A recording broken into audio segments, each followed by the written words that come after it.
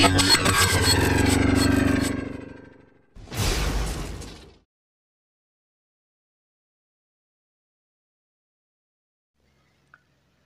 Rahayu buat semuanya, matur sembah nuwun. Masih dengan Kang Tro. Buat teman-teman, jangan lupa selalu bersyukur kepada Tuhan Yang Maha Kuasa dan selalu berbakti kepada kedua orang tua kita yang telah mengandung, melahirkan, mendidik kita sampai saat ini. Dan juga jangan lupa selalu beri hormat kepada para leluhur-leluhur kita, kepada guru dan sesepuh, bini sepuh, agar kita selalu diberi petuah ataupun pengetahuannya dalam kita menjalankan kehidupan di alam semesta ini. Pada kesempatan kali ini saya ingin membahas tentang meditasi, mengirimkan pesan atau telepati kepada orang lain. Mengirimkan pesan kepada orang lain dengan meditasi, yaitu kita duduk diam di rumah, kita bisa mengirimkan pesan kepada orang lain. Meditasi ini bisa dilakukan untuk orang-orang yang sudah menguasai dirinya sendiri, rasanya, raganya, jiwanya sudah bisa menguasai itu, sudah bisa menghandle dirinya. Ini baru bisa melakukan meditasi pengiriman pesan atau telepati kepada orang lain, karena membutuhkan kesadaran yang luar biasa. Yang dimanfaatkan dari meditasi ini adalah satu, ketenangan diri, dua, waktu yang tepat, dan tiga adalah bisa bermain di alam bawah sadar. Kesadaran diri ini sangat penting. Kenapa? Karena yang menyalurkan pesan dari diri kita ke orang lain itu adalah gelombang otak kita. Gelombang otak kita ini mengirimkan ke orang lain. Nah, waktu yang tepat itu adalah di saat malam hari. Jadi saat malam hari, suasana alam tenang, itu kita lebih enak mensugesti ataupun mengirimkan pesan kepada orang lain. Apalagi orang yang mau kita kirimkan pesan itu sudah dalam posisi tidur. Karena posisi tidur ini orang berada di alam bawah sadar. Nah, kita bermainnya di posisi ketiga itu tadi, kita bermainnya di alam bawah sadar dalam kita mengirimkan sesuatu pesan kepada orang-orang tersebut. Meditasi ini bahaya, bisa untuk menyakiti orang lain. Apabila pesan yang kita kirimkan itu adalah menyakiti dirinya sendiri, orang ini akan bisa sakit. Makanya untuk teman-teman yang membenci seseorang, yang tidak senang dengan seseorang, jangan lakukan meditasi ini, bahaya. Orang-orang yang sampean tidak senangi nanti bisa sakit dengan sendirinya. Padahal kita mensugesti dari jauh, tapi mereka bisa menyakiti dirinya sendiri lewat gelombang yang kita tanamkan dalam frekuensi otak mereka. Nah, ini meditasinya bisa bebas kalau ini. Di saat orang yang kita kehendaki itu sedang tidur, berbaring, maka meditasi kita di sini juga harus tidur. Posisi juga berbaring, jadi kita samakan. Makanya di saat kita ingin mengirim sesuatu, apabila ingin lebih cepat, kita harus tahu kondisi orang tersebut. Kita bisa hafal, ibaratnya jam segini orang ini sudah tidur. Nah, kita lakukan dengan posisi tidur. Nah, kita masuknya pesan ataupun telepati ini di saat mereka tidur, kita posisi juga tidur, kita menyamakan frekuensi ini. Nah, ini kita bisa mengirimkan pesan apa yang ingin sampean kehendaki pada orang tersebut.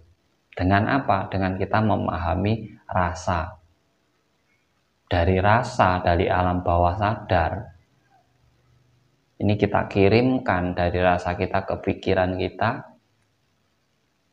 Karena kita sudah paham dengan orang yang kita tuju, di saat orang-orang itu mampu menguasai dirinya, sebenarnya raga manusia itu sama. Elemennya sama, unsurnya sama, rasanya sama.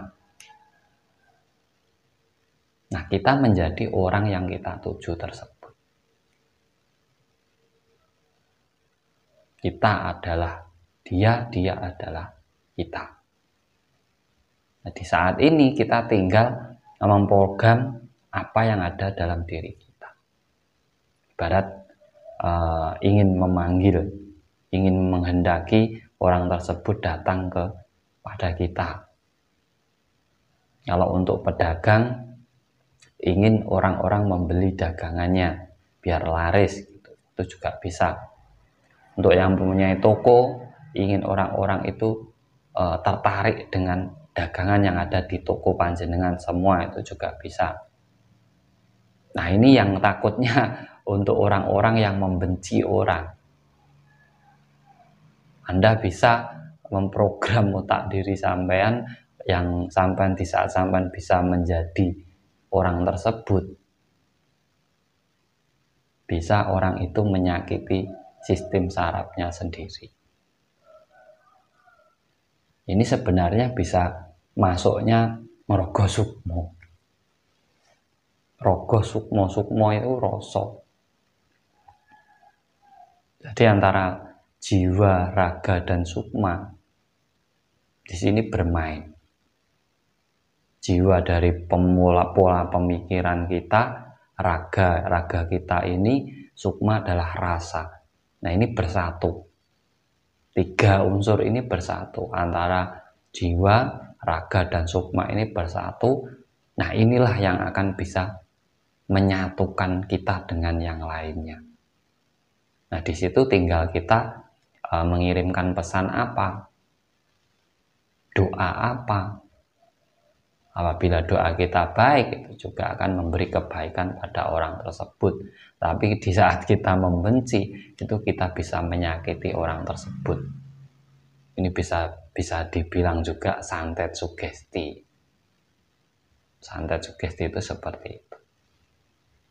Makanya bahaya dilakukan.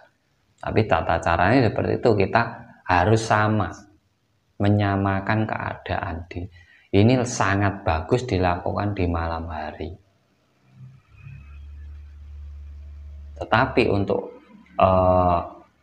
waktunya bisa sampai tentukan sendiri sesuai dengan yang sampai tuju. Ini bisa dilakukan juga untuk apa? Memikat hati lawan kita, menundukkan lawan kita, membuat orang yang membenci kita menjadi senang dengan kita, membuat usaha kita juga disenangi banyak orang, membuat diri kita disenangi banyak orang. Makanya meditasi itu fungsinya sangat banyak, bisa untuk memberi kebaikan, juga bisa untuk menyakiti orang lain.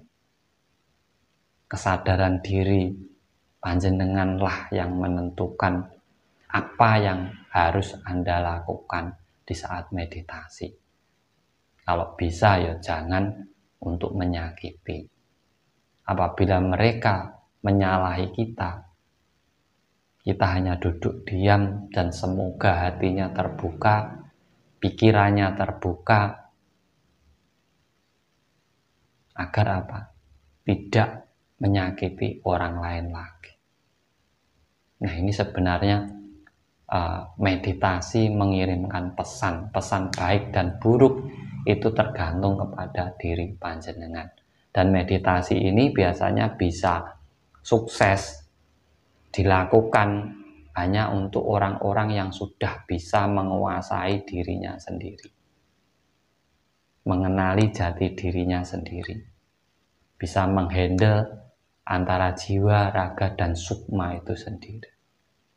Nah, ini semoga bermanfaat buat panjenengan semuanya. Untuk yang belum tahu, makanya belajar meditasi, menguasai diri sendiri, kembali ke kesadaran diri kita sendiri.